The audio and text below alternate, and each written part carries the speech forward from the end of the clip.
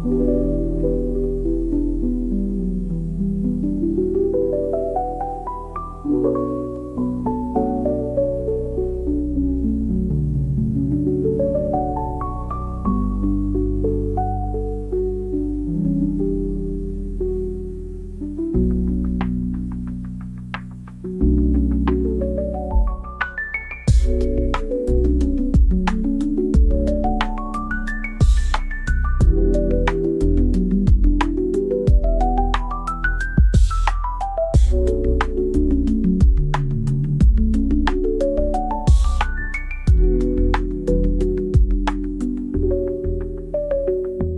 go pilot, watch it take flight.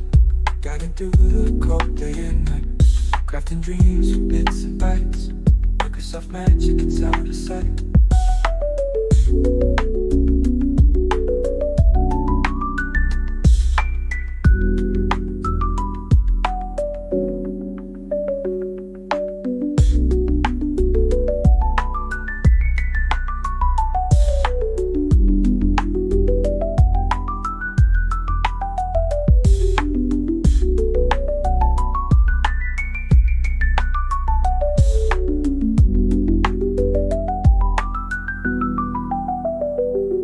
Gotta go pilot, watch it take flight. Guiding through the code day and night. Crafting dreams from bits and bytes. Microsoft magic, it's out of sight.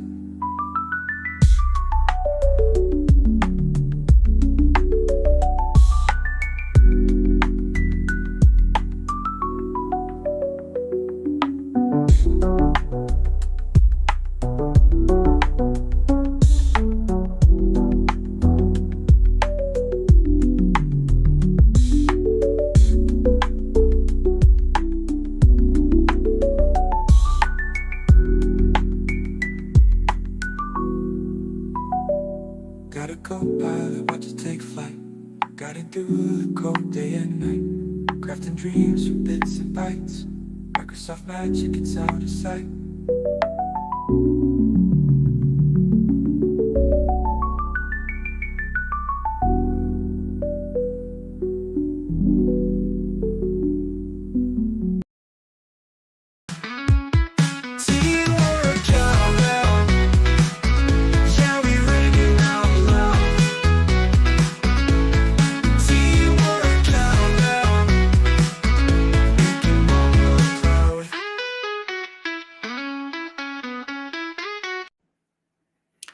Hey everybody, we're back again. Good to see you. Got Ricardo, you got Stacy. Hello. If you're wondering where you are, you're at Cat for Copilot. Copilot Adoption Practices, where we geek out on all things Copilot. If you thought you were here for Teams, that's aka.ms/teams. No, sorry. /cute for teams. That's another series we got going on. So we got something for you no matter what you're looking for. But today we're here for Copilot. Glad that you're here as well. We actually are streaming live on LinkedIn as well as YouTube today. So you might be joining from either of those spots, or you might be joining us on demand from either of those spots. If you are live, feel free to use the comments. Tell us hi, tell us where you're viewing from, and also use the comments for any questions or engagement you want to have throughout the episode today. We've certainly got some stuff to talk about, but if we see in the comments a question or anything like that you have about Copilot or feedback or anything, we're happy to engage with you, talk about it, try to answer questions, all that kind of stuff. So glad to have you here today. So yeah, those that follow and tried to join last week, we had a little technical snafu, but I think we're back in it. We were going to talk about SharePoint agents last week, and I still plan to, probably next week, but not this week. There's a couple things I want to kind of get prepared with those demos, so we definitely will talk about that. It's very cool stuff, and so be on the lookout for that coming probably next week, if not sometime soon. Cool. But in the meantime, in fact, let me get my little environment up here. I wanted to, usually with these things, I like to just, do real world stuff, right? Stuff that, me and Stacey are actually doing in real life, either as users of the tool or, we both have customers that we work with. And whenever it's possible, being able to share some of those things from our customer interactions. And so this week, I use Copilot all the time for work and everything else. And I had some interesting interactions that I thought were worthy of sharing. In fact, the one of them, which we'll get to in a sec, preparing for some business travel.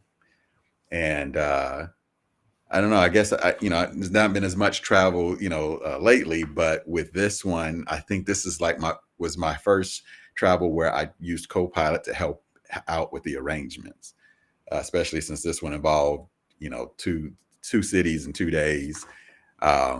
There's a lot to keep track of and everything. So I was like, I wonder if Copilot really can help. I've seen the commercials where you ask it to help you with your travel plans. Let's see if this works. And I was pleasantly surprised. So I wanted to show some of the things that it did for me there.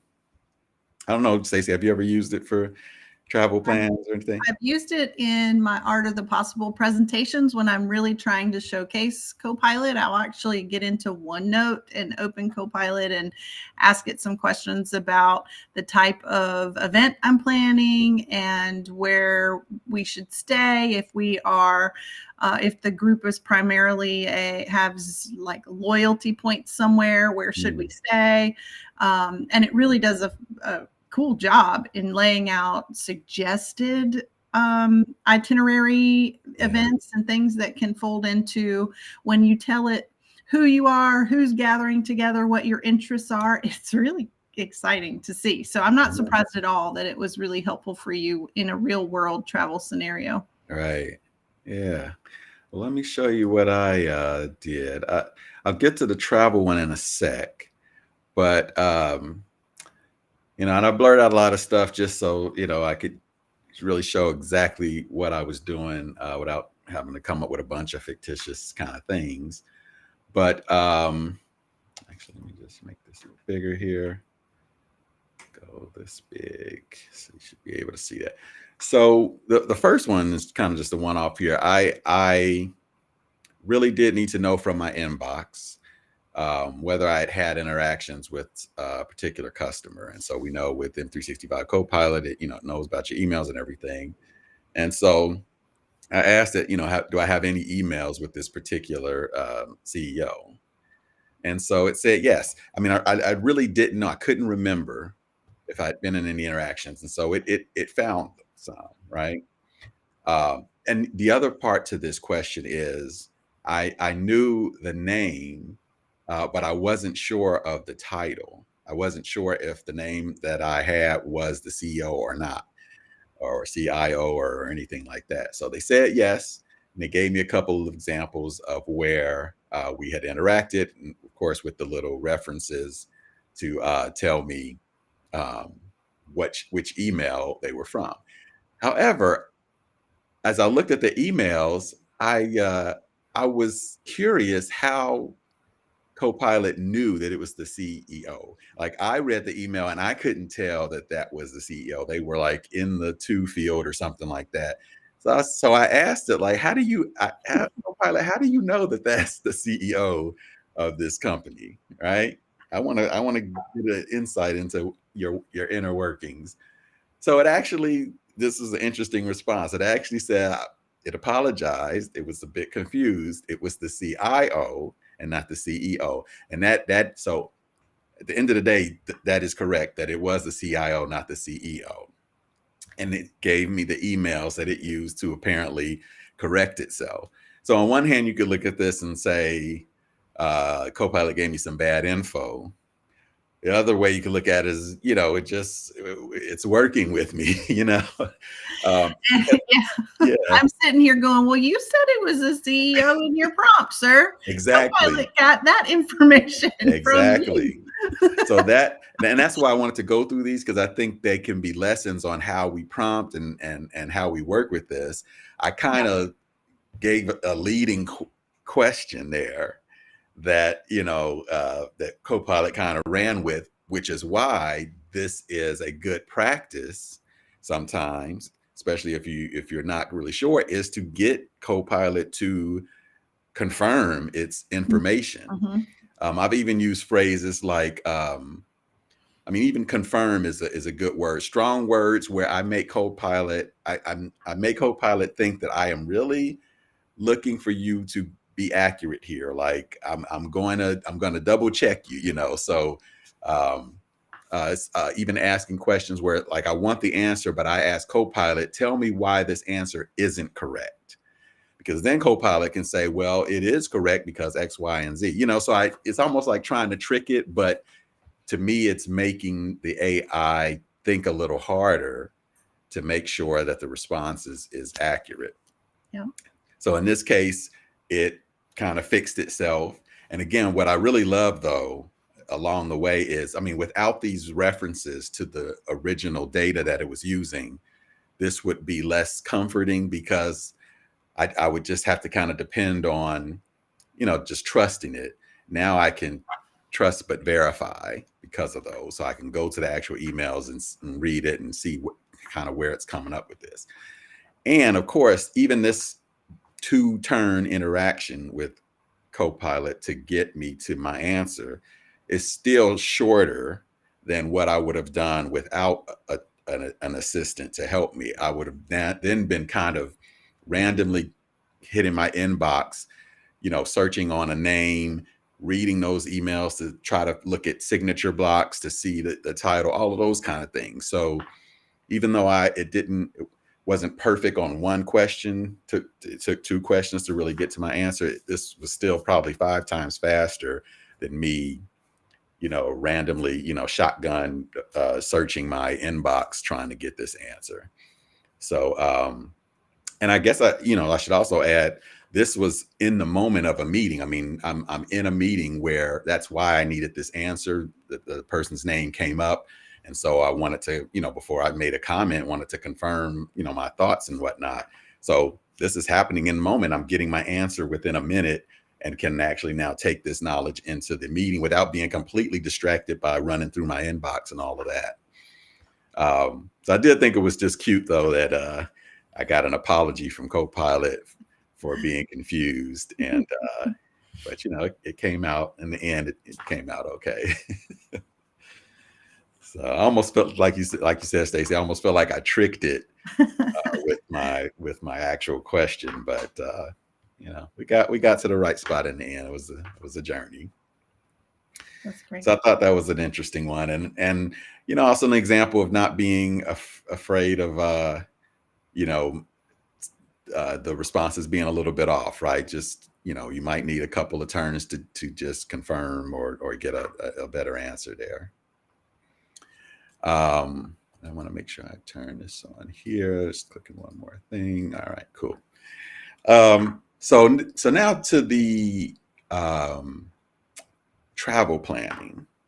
So again, I'm got a trip going that involves 2 cities. It also involves an Amtrak ride as well, and of course the airports and all of that.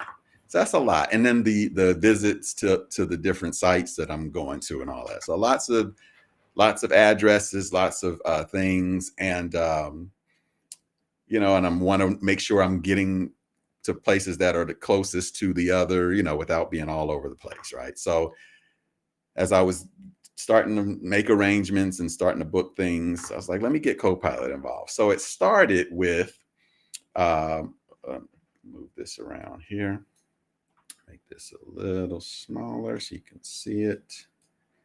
Of course, again, I learned stuff out, but I basically gave it all the stuff that I needed to do in one sentence, right? And one thing I like about this, I didn't have to be perfectly exact. I named off some airports and some hotels and in general, the name of the sites that I was visiting. You can even see some typos in there, but just in a series of, semicolon delimited stuff, I basically told, here's all the places I want to go. and in a table list all these locations and their distance from each other, in that table, right? And as I'm thinking about it, actually just happened to use the order of where I was going. That's good on its part. It kind of assumed that's what I needed, which is what I needed. So the beginning of this, turned out the way I would expect. Here's a table listing the distances between the specified locations. So basically, for me, it'd be the airport to the hotel, hotel to the site to the Amtrak to the other hotel, all that good stuff. And it listed them out.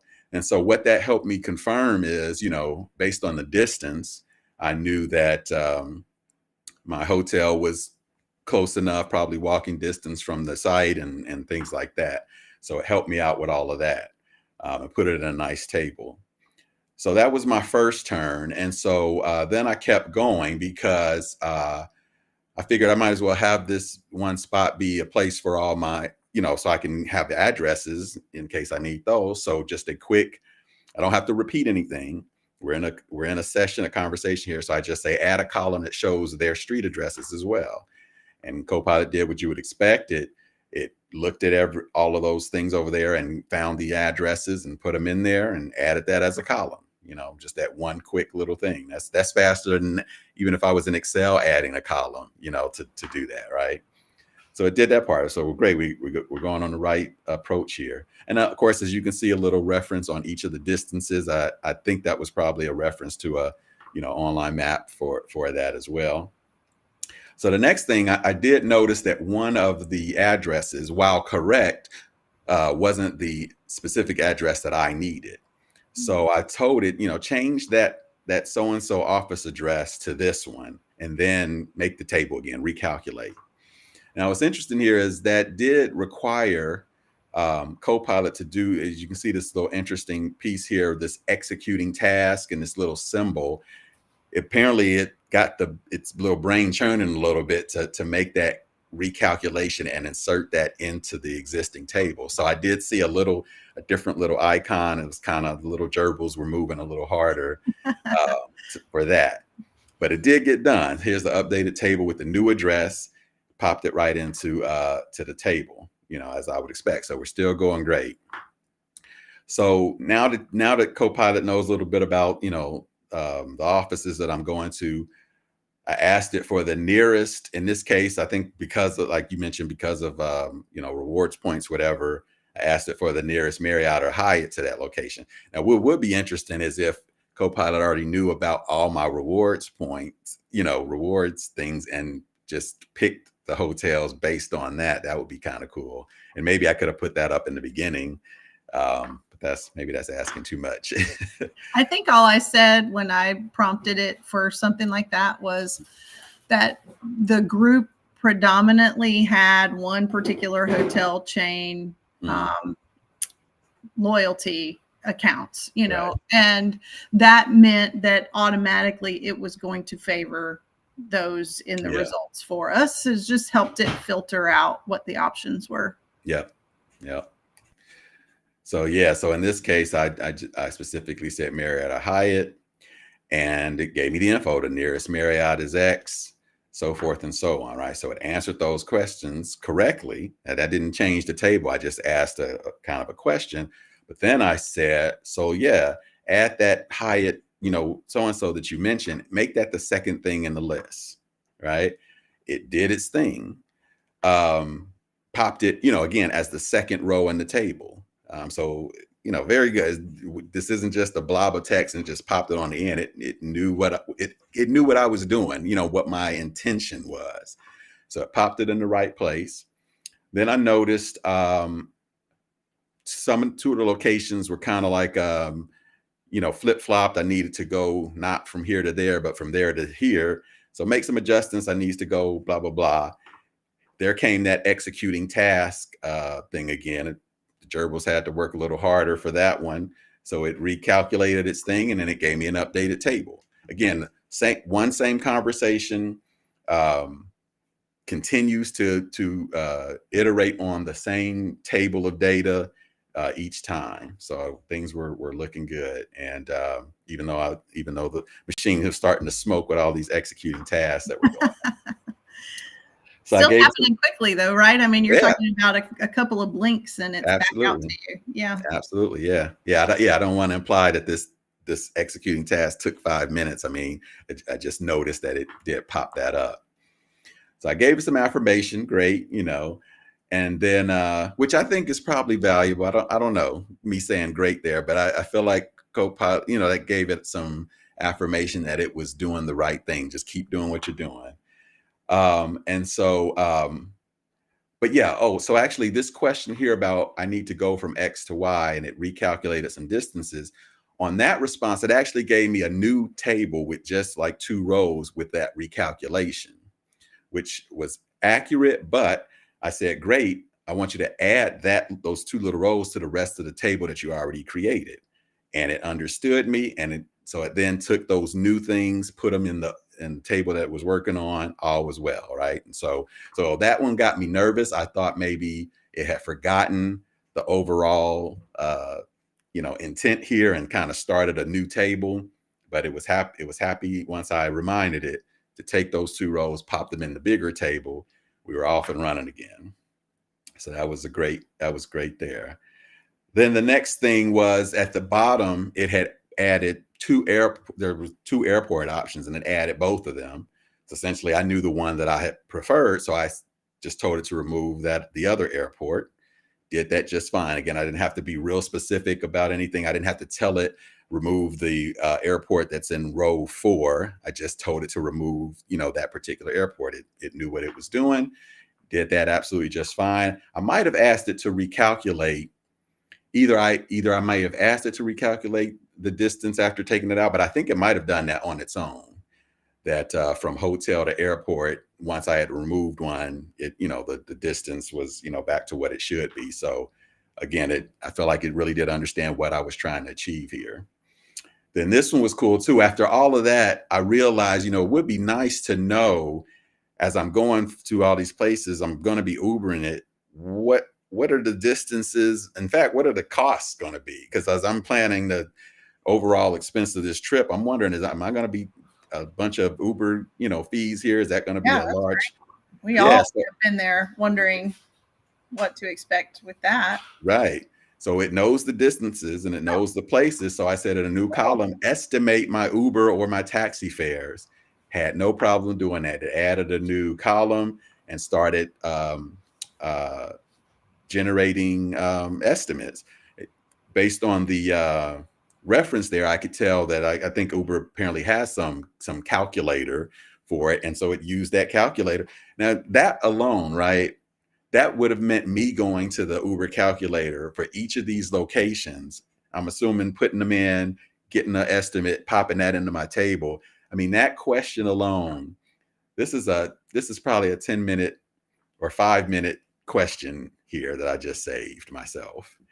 So, it went and found all the fares, estimates, put them in there. Now I've got that in my table as well. So that, yeah, and I think that was the last one. So at the end of this, though, I had this great table now that was basically my itinerary for the 2 days with all my addresses, Uber estimates, the order in which I'm going to be going to them. So clearly, that table is important. And in fact, I ended up copying and sharing the table with the other folks on the team who were making this trip. And they loved it, right? I mean, they did. Yeah, that's useful for everybody. So we now had all in one spot, the addresses and everything else that we need. And I just know from previous, bookings and whatnot, that would have taken me, forever. And I'm thinking this was probably, I don't know if it was even 10 minutes that I had this conversation.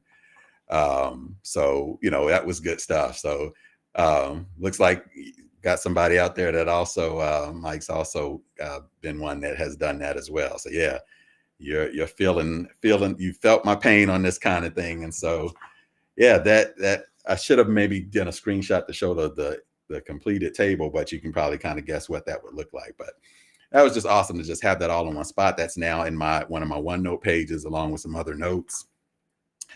And, I suspect if I needed even more info, I could probably, that would be in my history of my prompts. I could probably pull it back up and, continue to talk about it there as well. But yeah, that's one of those where you like, yeah, the juice was worth the squeeze. For 'Cause I sure. got some definitely some solid info from that. And I appreciated the conversational style of it.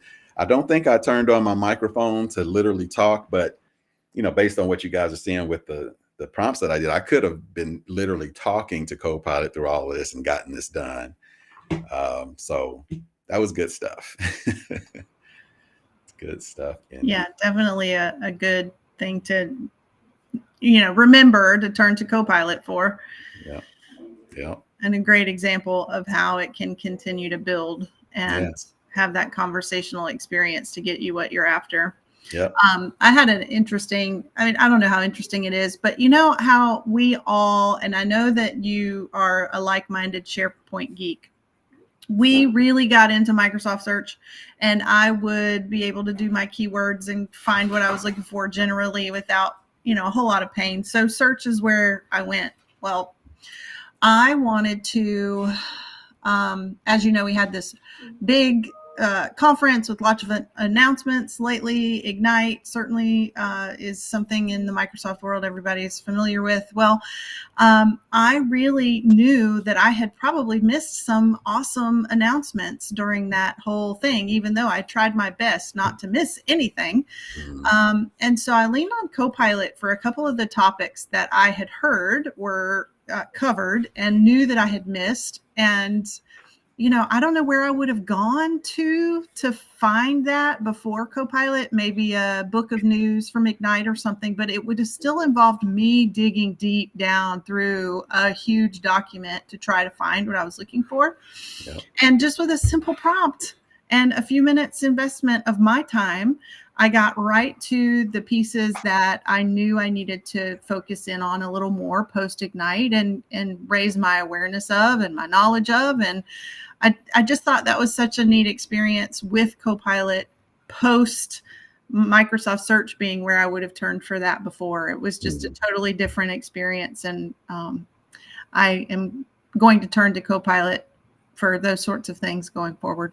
Yeah, because that's when you realize that, like whether it's a conference or whatever. I mean, when we want to follow up or recap on that, it involves reading a lot of blog posts and a lot of pages.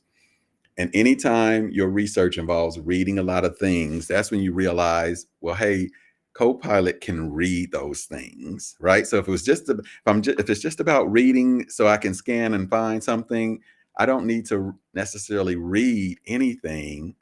Let the tool read it for me and answer the questions, and then I can read what really matters, right? Just point me to because I scan so many things looking for a very specific thing. Now that I found the thing, now I can go on from there.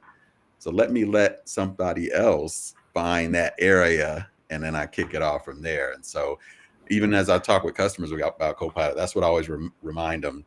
We spent decades training ourselves to talk to computers in these short phrases to get a list of results, but understand that we can talk in natural language, right? And instead of us reading the results, you read the results and get back to me and give me the answer, and then I'll go verify. So it can read it for us, and that's something I think that's a big mind shift.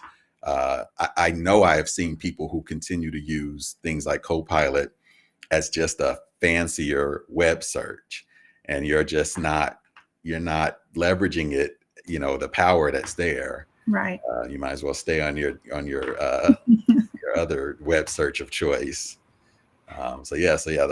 Keeping up with Ignite and other conferences like that's a good example.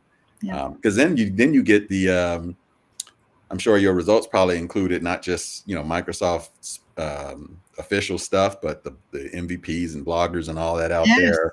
Yeah. Right. The depth and breadth was right. much deeper and wider than if I had just typed in Ignite in my search bar. Right. Yep. So that is good stuff. Well, we appreciate everybody joining us. We hope that was cool. I mean, that, I really just wanted to show real world examples of, how these things can work out, maybe give you another idea about, how you might be able to use it, for yourself. I guess I should point out, I was using Copilot, and I'm certainly licensed for the M365 Copilot that knows about my work.